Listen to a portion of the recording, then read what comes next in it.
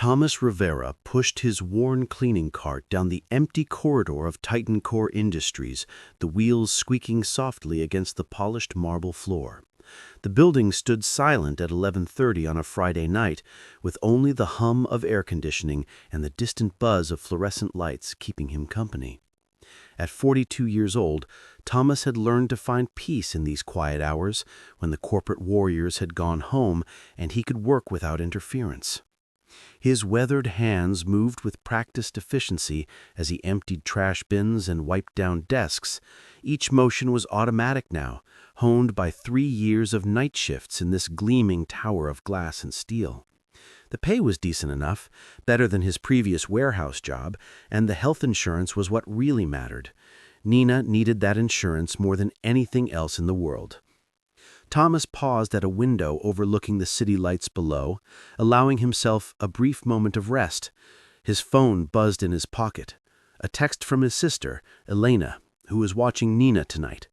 "Fever's up again, 102.4. Should I take her to emergency?" His heart clenched. Not again. The last emergency room visit had cost them $800 even with insurance, money they didn't have. He typed back quickly with cramped fingers. "Give her the medicine Dr. Patterson prescribed.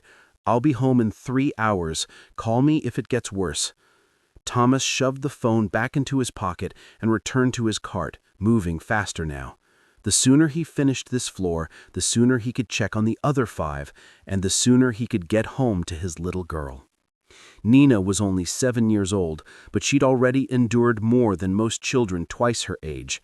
The autoimmune disorder had started when she was 5, attacking her body in waves of inflammation and fever. Some weeks were good, when she could almost pass for a healthy child, laughing and playing. But other weeks, like this one, she could barely lift her head from the pillow. The specialists had been cautiously optimistic about the new treatment protocol, but it was expensive, even with insurance covering most of it. Thomas worked 3 jobs to keep up with the medical bills. Days, he did construction work when he could find it. Evenings, he delivered food orders on his aging motorcycle. Nights belonged to Titan Core Industries, where the steady paycheck and benefits made everything else worthwhile. He'd sacrifice sleep, sacrifice his aching back and tired eyes, sacrifice anything except time with Nina and the means to keep her healthy. The executive floor was always the most demanding. These offices belonged to people who earned more in a day than Thomas made in a month, and somehow that translated into bigger messes. Coffee rings on expensive desks, crumpled papers scattered carelessly, sometimes even half-eaten lunches left to spoil in waste bins. Thomas never judged, though. Everyone had their struggles, visible or not. As he entered the corner office belonging to someone named Harrison, he noticed it was surprisingly tidy. Just a single coffee mug on the desk and a few folders neatly stacked. He appreciated that kind of consideration. He was reaching for the waste bin when his cart caught on the edge of an ornate rug, jerking forward unexpectedly. The handle slipped from his grip, and he watched in horror as the cart tipped, sending his bucket of cleaning solution cascading across the pristine cream-colored carpet. "No, no!" Thomas whispered desperately. Dropping to his knees, he grabbed towels from his cart, frantically trying to soak up the spreading liquid. The carpet was probably worth more than his monthly salary. His hands shook as he worked, mind racing through the consequences. This was a terminable offense. He'd read the employee handbook cover to cover. Damage to company property, especially in executive spaces, could mean immediate dismissal. Behind him, a door he hadn't noticed opened quietly. Thomas was too focused on his panicked cleanup to hear the footsteps approaching. "That's quite a spill," a calm voice said. Thomas's head jerked up. A man stood in the doorway, wearing simple jeans and a dark sweater, looking like he might be another member of the night maintenance crew. But something about his bearing suggested otherwise. He was perhaps 50, with silver threading through his dark hair, and intelligent eyes that seemed to take in everything at once. I'm so sorry, sir," Thomas stammered, struggling to his feet. "It was an accident. The cart caught on the rug, and I'll pay for the damage, I promise." Please, I can work extra shifts, whatever it takes." The man walked closer, studying the stain with an expression Thomas couldn't read. "These things happen. How long have you worked here?" 3 years, sir. I've never had an incident like this before. I'm careful, I swear. Thomas's voice cracked slightly. "I can't lose this job. I have a daughter. She's sick, and the insurance... We need the insurance." The man's expression shifted, something softening in his features. "What's your daughter's name?" "Nina. She's 7. She has an autoimmune condition." Thomas didn't know why he was sharing this with a stranger, but the words tumbled out anyway. "The treatments are helping, but they're expensive. Without this job, without the insurance, I don't know what we'll do." The man nodded slowly, then knelt down beside Thomas and picked up one of the towels. "Let me help you clean this up." Thomas blinked in surprise. "Sir, you don't have to." "I know I don't have to," he said simply, beginning to blot at the carpet. "But sometimes we help each other because it's the right thing to do." They worked in silence for several minutes, Thomas still trembling slightly, and the stranger working with surprising efficiency. When most of the solution had been absorbed, the man stood and extended his hand. "I'm Harrison, by the way. I've been working late in the building this week." Thomas shook his hand, confused but grateful. "Thomas Rivera, thank you for helping. I should report this to my supervisor. I'll accept whatever consequences come." Harrison studied him for a long moment. "Thomas, how would you describe the management here at Titancore?" "Sir?" "The management. How do they treat employees like you?" "The pay is fair, the benefits are good. Some of the supervisors are better than others, but overall it's a decent place to work." "And if you could change one thing about how this company operates, what would it be?" Thomas hesitated. This conversation was becoming stranger by the minute. "Sir? I'd make sure people understood that everyone here is doing their best. The janitors, the security guards, the cafeteria workers, we all have families, dreams, problems. Sometimes I think the people in the fancy offices forget that we're human too." Harrison's eyes lit up with something Thomas couldn't identify. "That's a wise perspective, Thomas. Tell me, when does your shift end?" 3 a.m., sir." "And then you go home to Nina?" "Yes, sir. My sister stays with her while I work." Harrison pulled out his phone and made a note. "Thank you for your honesty tonight, Thomas, both about the accident and about the company. Finish your shift. We'll talk more about this on Monday." Thomas felt his stomach drop. Monday meant a formal meeting, probably termination paperwork. "Sir, please." Harrison held up a hand. "Monday, Thomas. Trust me. And don't worry about the carpet. Some things are far more important than cream-colored rugs." After Harrison left, Thomas stood alone in the office, his heart pounding. He looked at the damp patch on the carpet, already beginning to dry, and felt the weight of the weekend ahead. 2 days of wondering if he had destroyed everything he had worked so hard to build. 2 days of trying to hide his fear from Nina and Elena. 2 days of searching job listings just in case. He finished his shift on autopilot, his mind elsewhere. At 3:15 in the morning, he clocked out and rode his motorcycle through the empty streets towards Elena's apartment. The night air was cool against his face, but he barely noticed. All he could think about was Monday morning and what verdict awaited him. When he arrived, Elena was asleep on the couch, and Nina was curled up in the guest bed, her breathing steady and peaceful. Her fever had broken. Thomas stood in the doorway, watching his daughter sleep, and felt tears sting his eyes. She looked so small, so fragile even in rest. Everything he did, every sacrifice he made was for her. The thought of losing the insurance that kept her healthy was unbearable. He gently awoke Elena and thanked her for watching Nina. Her fever broke around midnight," Elena whispered. "She ate some soup and went right back to sleep. She's going to be okay." If only he could believe the same about his job. Thomas carried Nina to his motorcycle, securing her carefully in the sidecar he had installed specifically for her. She stirred but didn't wake as they made the short journey home. Inside their small apartment, he tucked her into bed and sat beside her for a long moment, stroking her hair. "I'm sorry, baby. I'm sorry if I messed things up for us, but I promise, no matter what happens, I'll figure something out. I'll always take care of you." Nina murmured something in her sleep and rolled over, clutching her favorite stuffed rabbit. Thomas kissed her forehead and finally allowed himself to go to bed, though sleep was a long time coming. The weekend crawled by with agonizing slowness. Thomas tried to act normal around Nina, playing board games and watching her favorite movies, but his mind kept drifting to Monday's meeting.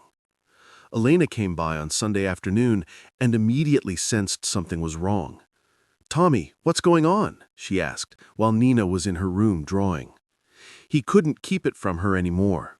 The whole story came pouring out. The accident, the stranger who helped him, the ominous promise to talk on Monday. Elena listened with growing concern, then grabbed his hand firmly. "Listen to me," she said. "You've been the best employee they could ask for. 3 years of perfect service. One accident with faulty equipment doesn't erase that. And if they can't see your value, then they don't deserve you." Her words were meant to comfort, but Thomas knew the reality of the job market. At 42, without a college degree, jobs with benefits like Titancore's were hard to find. He'd searched for 3 months before landing this position. How long would it take to find another one? And in the meantime, how would he afford Nina's medications? Sunday night, the email arrived. "Mr. Rivera, your presence is requested at 9 a.m. Monday in Executive Conference Room A. Please dress in business casual attire." Thomas read it 5 times, trying to decode some hidden meaning in the formal language. Business casual. That seemed too polite for a termination, or maybe they were just being professional about letting him go. He barely slept that night. At 5 in the morning, he gave up trying and took a long shower, rehearsing what he might say. Should he plead for another chance? Offer to take a pay cut? Promise never to make another mistake? By the time Nina woke up at 6:30, he decided to simply be honest, to explain his situation and accept whatever decision they made with dignity. "Papa, you look fancy," Nina said, eyeing his button-down shirt and slacks at breakfast. "I have an important meeting today, sweetheart." "Are you nervous?" He smiled despite his anxiety. "A little bit, but you know what helps when you're nervous?" "What?" "Remembering that someone you love believes in you." He tapped her nose gently. "And I know you believe in me, right?" Nina threw her arms around him. "I believe in you so much, Papa. You're the best papa in the whole world." Thomas held her tight, drawing strength from her unwavering faith. Whatever happened today, he had to remember what truly mattered. He had Nina's love, he had Elena's support, he had his health and his willingness to work hard. Everything else was just details. After dropping Nina at Elena's house, Thomas took the bus downtown. He arrived at Titancore Industries at 8:30, giving himself extra time to settle his nerves. The morning shift employees streamed past him into the building, men and women in crisp suits carrying briefcases and coffee cups, none of them recognizing the night janitor in his dress clothes. Vanessa, the receptionist, did a double take when he approached her desk. "Mr. Rivera, you're here for the 9 o'clock?" "Yes, ma'am." She made a quick phone call, spoke in hushed tones, then hung up with a puzzled expression. "They'll be ready for you in just a moment. Can I get you water? Coffee?" "Water would be nice, thank you." The waiting was torture. Thomas sat in the plush leather chair, his leg bouncing nervously, trying to decipher the reactions of every person who walked past. Some glanced at him curiously, others ignored him completely. At 8:59, a tall woman in a sharp navy suit emerged from the conference room. "Mr. Rivera, I'm Margaret Chen, Director of Human Resources. Please come in." This was it. Thomas took a deep breath and followed her into the room.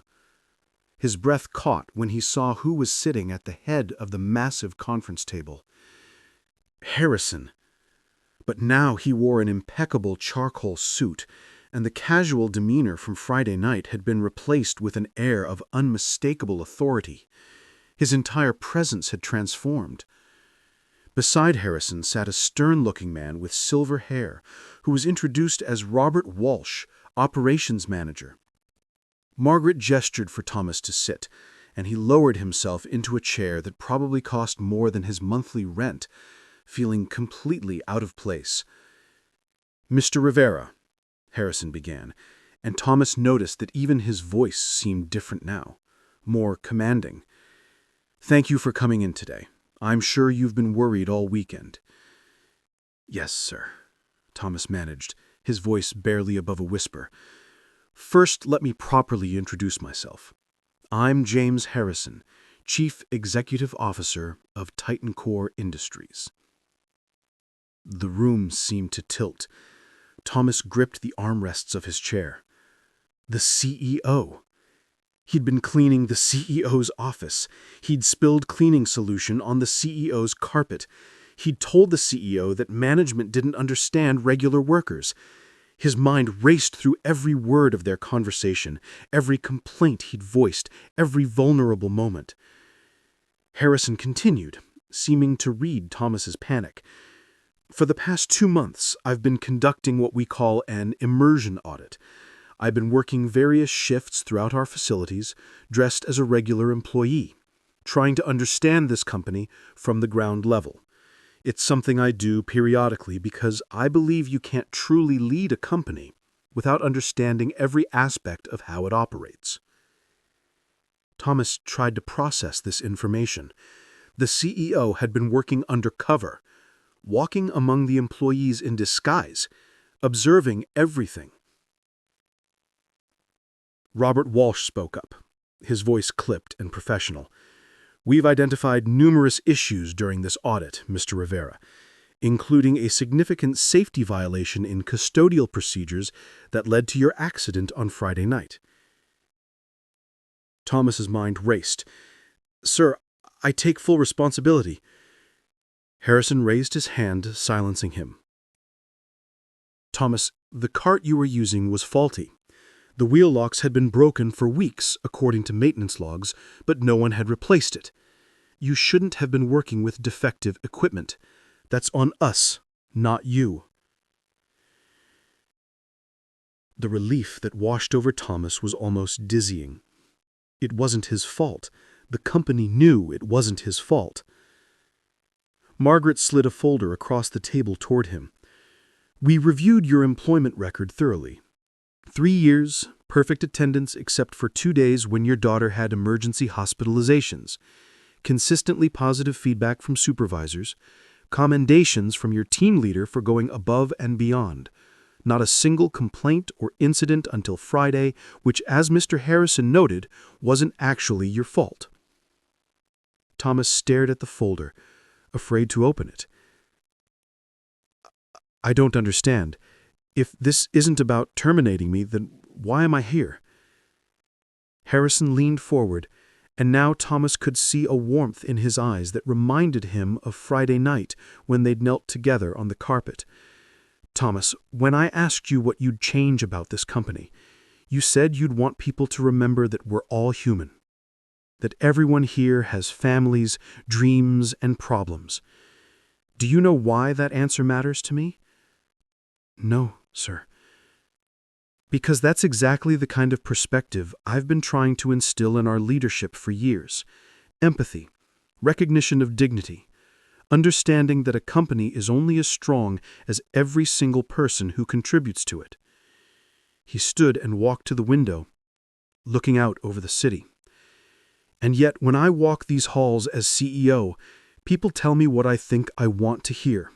They polish their words, they hide problems, they present me with carefully crafted reports that tell me everything is fine." He turned back to face Thomas. "But Friday night, you told me the truth. Not because you knew who I was, but because you're honest. You showed me the real heart of this company, the parts that spreadsheets and quarterly reports never reveal. Robert cleared his throat. Mr. Rivera, we'd like to offer you a position in our facilities management department. It's a day shift role, Monday through Friday, 8 to 5, with weekends and holidays off. The position comes with a significant increase in salary and improved benefits. You'd be working as a liaison between our executive team and the custodial, maintenance, and security staff, helping us understand their needs and concerns. Thomas felt like the air had been knocked out of his lungs. A day shift. Weekends off. A raise. It couldn't be real. Things like this didn't happen to people like him. I don't have a college degree. I don't have management experience. I'm just a janitor. You're not just anything, Harrison firmly said. You have 3 years of experience working in this building, and you've observed things our managers in their offices never see. You understand what it means to work hard for your family. You know the challenges our night staff face because you've lived them. And most importantly, you have the courage to speak truth to power, even when you don't realize that's what you're doing. Margaret smiled warmly, the first genuine smile Thomas had seen in the room. The position comes with full family medical coverage, including a special provision for ongoing treatment of chronic conditions. Nina would be covered completely, with no deductibles for specialist visits or medications, no copays on prescriptions, no out-of-pocket maximums. Thomas couldn't stop the tears now. They rolled down his cheeks as he stared at these 3 people who were offering him something he'd never dared to dream of. His hands trembled as he gripped the edge of the table. "Why?" he whispered. "Why would you do this for me? You could hire someone with credentials, someone with experience." Harrison sat in the chair beside Thomas, his expression serious but kind. "Because I've spent 2 months watching how people in this company treat each other when they think no one important is watching. I've seen casual cruelty and thoughtless dismissal. I've seen managers ignore safety concerns and supervisors take credit for their team's work. I've seen employees treated as disposable, as nothing more than line items on a budget." He paused, his voice growing softer. "But I've also seen people like you, working 3 jobs, sacrificing sleep, doing everything with excellence, even when you're exhausted, all for the love of a child. That's the kind of character I want representing this company's values. That's the kind of person I want helping me lead." He also continued, "I've learned that we promote people who look good in presentations and dress well for meetings, but we overlook people who show up every night and do essential work with dignity and pride. That needs to change. You're going to help me change it, Thomas. You're going to be the voice for every person in this building who feels invisible." Thomas wiped his eyes with the back of his hand, struggling to find words. "I don't know what to say." "Say he'll take the position," Margaret said gently. "Start next Monday. That gives you a week to transition, make arrangements for Nina, and prepare for your new role." "Yes," Thomas said, his voice thick with emotion. "Yes, absolutely. Thank you, all of you. You have no idea what this means to me, to my family." Robert, who had seemed stern throughout the meeting, now cracked a slight smile. "We'll expect you to be honest with us, Mr. Rivera, even when the truth is uncomfortable, especially when it's uncomfortable. That's why you're here. If you see something that needs fixing, you tell us. If you hear concerns from staff, you bring them forward. Can you do that?" Thomas nodded emphatically. "Yes, sir, I promise." As Thomas stood to leave, Harrison walked him to the door. "Thomas, one more thing. That carpet in my office, I had it replaced this weekend." Thomas's heart sank. He'd hoped the damage wasn't too severe. Harrison continued, "But not because of the stain. I replaced it because every time I walked in there, I was reminded that we had faulty equipment, putting our employees at risk. The new carpet is a reminder to never let that happen again. A reminder that people matter more than things." Thomas shook his hand, finding his voice at last. "Mr. Harrison, I've spent 3 years in this building feeling invisible to most people who work here. Thank you for seeing me, for really seeing me." "No, Thomas. Thank you for reminding me why I started this company 30 years ago. To create opportunities for people who work hard and deserve better. You didn't just help me clean up a spill on Friday night. You helped me remember what really matters." As Thomas left the building that morning, the sun seemed brighter than it had in years. The city looked different somehow, full of possibility instead of struggle. He called Elena immediately, his words tumbling over each other as he shared the news. She screamed with joy on the other end of the line, and he could hear Nina asking what was happening. "Let me talk to her," Thomas said. "Papa," Nina's voice came through, excited and curious. "Aunt Elena is crying happy tears. What's going on?" "Nina, sweetheart, remember how I told you I had an important meeting?" "Yes. Did it go good?" "It went better than good. I got a new job, baby. A better job. And you know what that means?" "What?" "It means Papa is going to work during the day from now on, just like you go to school during the day. I'll be home every single night for dinner. I'll be there to help you with your homework. I'll tuck you into bed every night." Nina squealed with delight. "Really? Every night?" "Every night. And there's more. The new insurance is going to cover all your medicine and all your doctor visits. Everything. We don't have to worry about money for your treatments anymore." There was a pause, and then Nina's voice came through, smaller and more serious. "Papa, does this mean you won't be so tired all the time?" The question broke his heart. He hadn't realized how much his exhaustion had affected her. "Yes, sweetheart. I won't be so tired. I'll have energy to play with you and do all the things we've been putting off." "Can we go to the zoo? You promised we'd go to the zoo." "We can go to the zoo. We can go this weekend if you want. We can do anything you want." After hanging up, Thomas walked through the city for a while, not ready to go home yet. He needed time to process what had just happened. His entire life had changed in the span of 1 hour.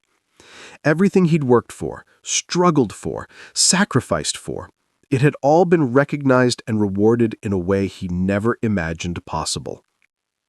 He found himself at a small park and sat on a bench watching parents push their children on swings. This time next week, he'd be one of them. He'd have time to take Nina to the park after work. He'd have weekends to spend with her. He'd be able to attend her school events and volunteer in her classroom. All the things he'd missed while working 3 jobs would finally be possible. That evening, when Thomas picked Nina up from Elena's house, she ran into his arms with even more enthusiasm than usual. Aunt Elena had taken her shopping for a celebration dinner, and Nina was wearing a new dress with flowers on it. "Look, Papa, Aunt Elena bought this for me. She said we're celebrating." "We are definitely celebrating. What should we have for dinner?" "Pizza and ice cream and cake." "That's a lot of dessert," Thomas laughed. "It's a big celebration," Nina said matter-of-factly. They went to Nina's favorite pizza place, where she insisted on sitting in a booth by the window so she could watch people walking by. While they waited for their food, Thomas took his small hands in his. "Nina, I want you to know something important. These past few years have been hard. I've had to work a lot, and I know I've been tired and stressed. But everything I did, every single thing, was because I love you more than anything in the world." Nina squeezed his hands. "I know, Papa. You're the best Papa ever." And now things are going to be better. Not just because of the new job, but because we're going to have more time together. We're going to make so many good memories. Like going to the zoo? You promised we'd go to the zoo. We can go to the zoo. We can go this weekend if you want. We can do anything you want.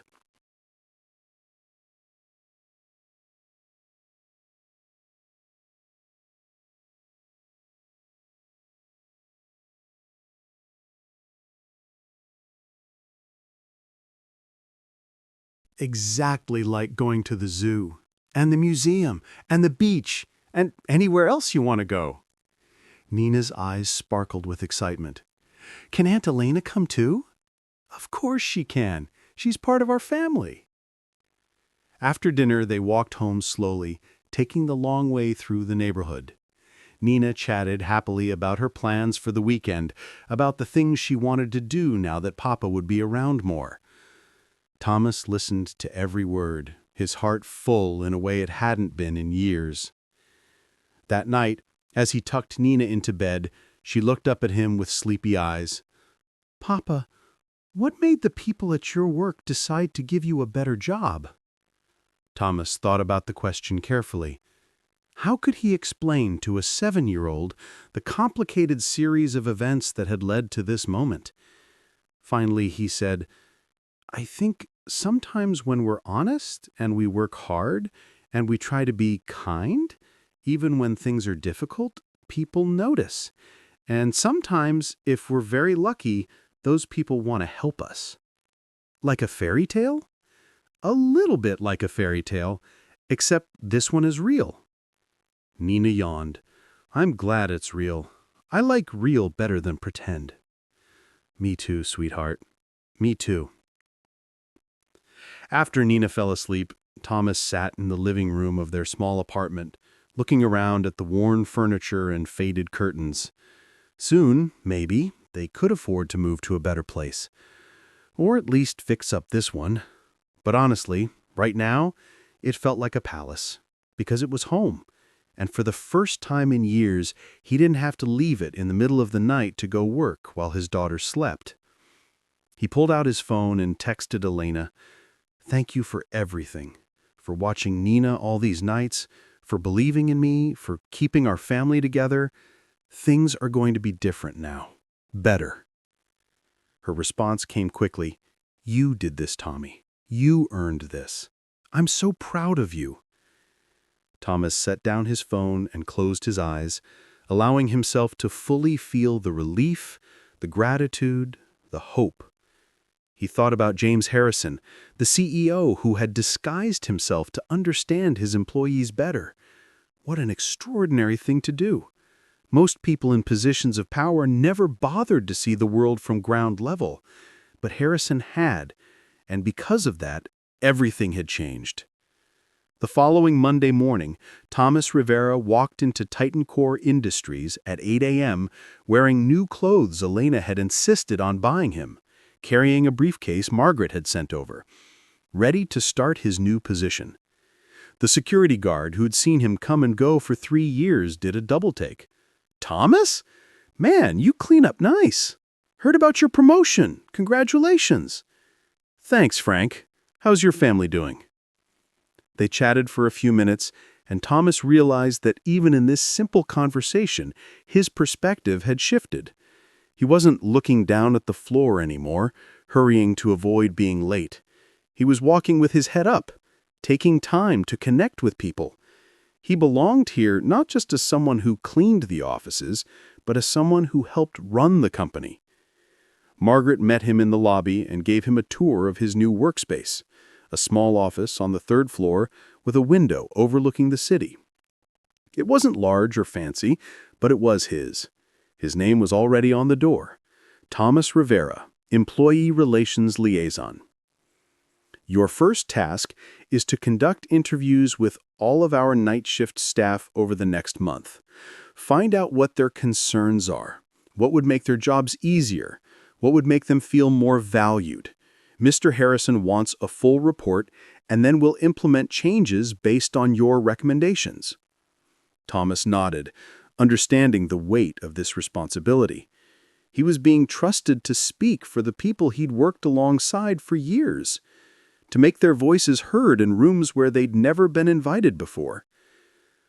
Over the next few weeks, Thomas threw himself into his new role with the same dedication he'd brought to cleaning floors. He interviewed janitors and security guards and cafeteria workers, listening to their stories, their struggles, their ideas. He discovered that many of them were like he had been, working multiple jobs, supporting families, sacrificing sleep and health because they had no other choice. He compiled detailed reports for Harrison, not just listing problems, but proposing solutions. Better equipment, more flexible scheduling, higher wages for overnight shifts, a clearer path for advancement, recognition programs that celebrated long-term employees, and training for managers on how to treat every employee with dignity, regardless of their position. Harrison implemented every recommendation, sometimes going even further than Thomas had suggested. The changes rippled through the company, and slowly the culture began to shift. Employees who had felt invisible for years suddenly felt seen. People who had worked in silence found their voices being amplified. And Thomas Rivera, the former night janitor, became known throughout Titan Core Industries as the person who would listen, who would advocate, who would fight for fairness. 6 months into his new position, Thomas was called into Harrison's office. He no longer felt nervous entering that space. The new carpet reminded him not of his mistake, but of the moment that had changed his life. "Thomas, sit down," Harrison said warmly. "I wanted to give you an update on the impact of your work." He slid a folder across the desk. Inside were employee satisfaction surveys, retention statistics, and productivity reports. Every metric had improved significantly since Thomas had started in his new role. "But that's not why I called you in here. I wanted to tell you something personal. My father started this company 40 years ago. He was a factory worker who saved everything he earned and took a chance on a business idea. He built Titan Core from nothing, always saying that a company is only as good as how it treats its people." His expression grew somber. "But after he died, and I took over, I got caught up in profits and expansion and competition. I forgot his most important lesson. I stopped seeing the people. I saw employees as resources, as numbers on spreadsheets. It took walking among them in disguise to remember what my father knew all along." He looked directly at Thomas. "You gave me that reminder, Thomas. You showed me what real character looks like. And because of that, this company is becoming what it was always meant to be, a place where hard work is valued, where dignity is protected, where people can build good lives for their families." Thomas felt his throat tighten with emotion. "Sir, I just did what felt right." "Exactly. And that's why I'm creating a new position. Vice President of Employee Welfare and Development. The role will oversee all aspects of employee relations, benefits, workplace culture, and advancement opportunities. The salary and benefits reflect the importance of the position." He named a figure that made Thomas's eyes widen. "And I want you to fill it, Thomas, not because of where you came from, but because of who you are, because you understand both the struggle and the solution, because you care deeply about people, because you've proven that empathy and efficiency can coexist." Thomas sat in stunned silence for a moment. Vice President, a title he'd never imagined could apply to him. A position of real influence, where he could make lasting changes that would affect thousands of employees. "I don't know what to say," he finally managed. "Say yes. Say you'll continue this work. Say you'll help me build the kind of company where a single parent working 3 jobs can find opportunity instead of just survival. Where a janitor can become a vice president not because of his background, but because of who he is." Thomas stood and extended his hand. Yes, sir. I'll do it. And I promise I'll never forget where I came from, or the people still working those night shifts. They'll always have a voice as long as I'm in this position." Harrison shook his hand firmly. "I know they will. That's why I chose you." That evening, Thomas took Nina out for a special dinner. She was doing so well now. Her health stabilized by consistent treatment and medications they no longer struggled to afford. She'd grown 2 inches in 6 months and had color in her cheeks that hadn't been there before. "Papa, why are we at the fancy restaurant?" Nina asked, looking around at the white tablecloths and candles. "Because we're celebrating again. I got promoted, which means an even better job with even better pay." Nina grinned. "Does that mean we can get the big house you showed me? The one with the yard?" Thomas had been looking at houses for the past month, dreaming of giving Nina the kind of home she deserved. "Yes, sweetheart, we can get that house. We can move in next month if you want." "With my own room and a swing set?" "With your own room and a swing set and anything else you want." Nina jumped up and hugged him tight. "I'm so happy, Papa. But you know what makes me most happy?" "What's that?" "That you smile now. You didn't smile much before, but now you smile all the time." Her words pierced his